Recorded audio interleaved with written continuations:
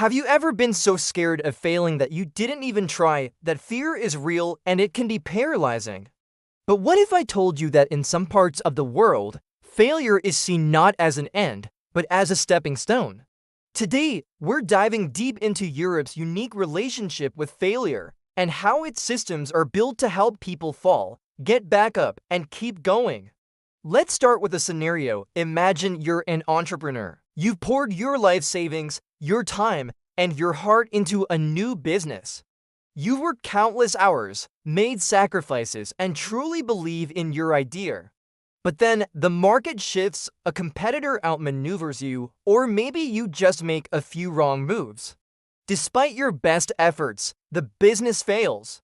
In many places, this could mean financial ruin, a black mark on your record that follows you for years, making it almost impossible to get another loan or start over. The social stigma alone can be crushing. But in many European countries, the story doesn't end there. Take France, for example. Their commercial courts are designed not just to liquidate a failing business, but to rescue it if possible. The process, known as redressement judiciaire or judicial recovery, aims to keep the company running, preserve jobs, and give the entrepreneur a chance to restructure their debts and operations. The goal isn't to punish failure, but to learn from it and salvage what can be salvaged.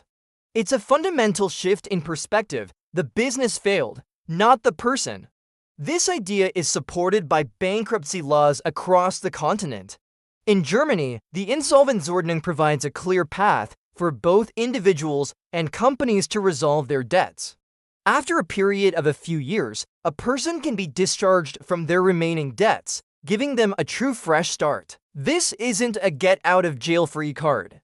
It's a recognition that economic circumstances can change, and people deserve a second chance to be productive members of society. Without this, a single business failure could saddle someone with debt for the rest of their life, a burden that stifles any future ambition or risk-taking. Now, let's look at failure from an employee's perspective. Losing a job is one of life's most stressful events.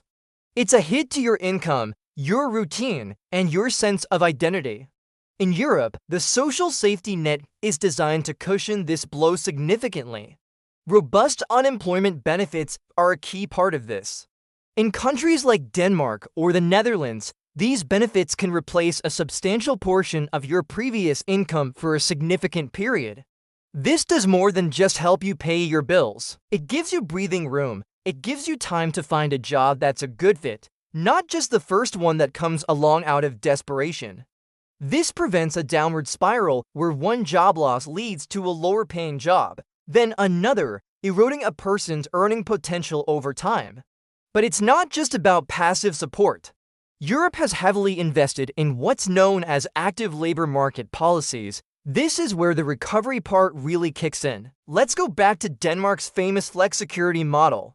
The flexi part means it's relatively easy for companies to hire and fire workers, allowing them to adapt to market changes.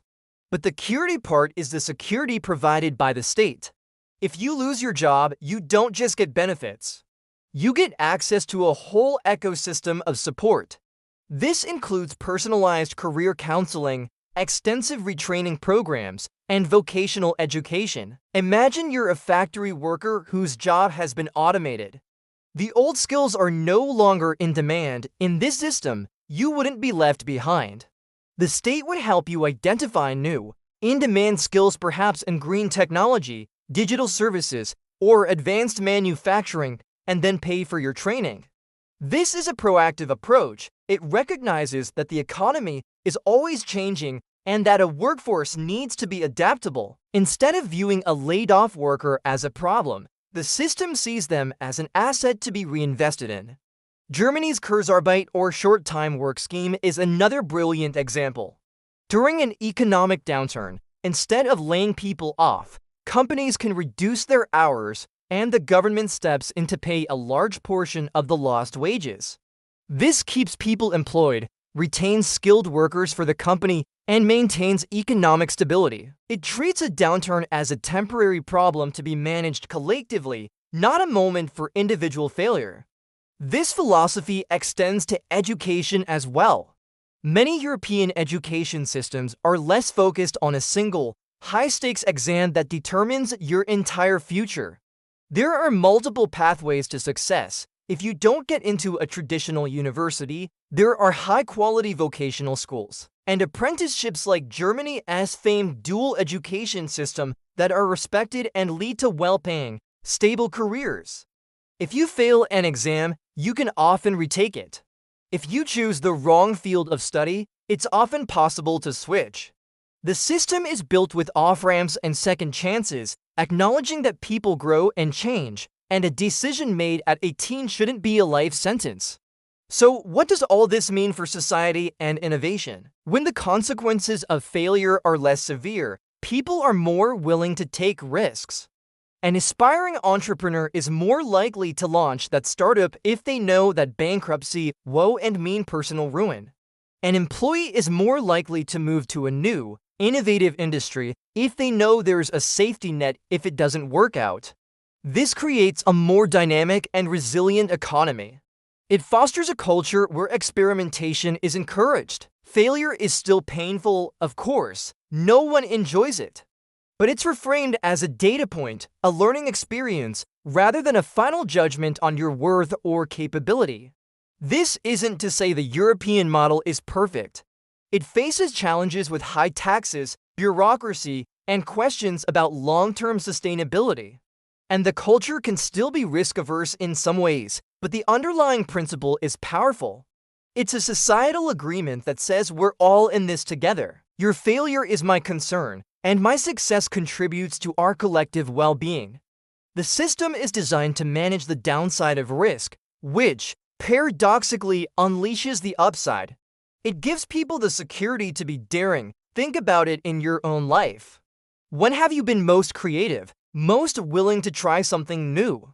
Was it when you were stressed and worried about survival, or was it when you felt secure and supported? By reducing the catastrophic cost of failure, European systems are making a long-term investment in their people's potential.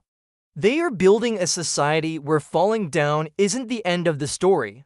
It's just a chapter before the one where you get back up, learn, and continue on your path, perhaps a little wiser than before.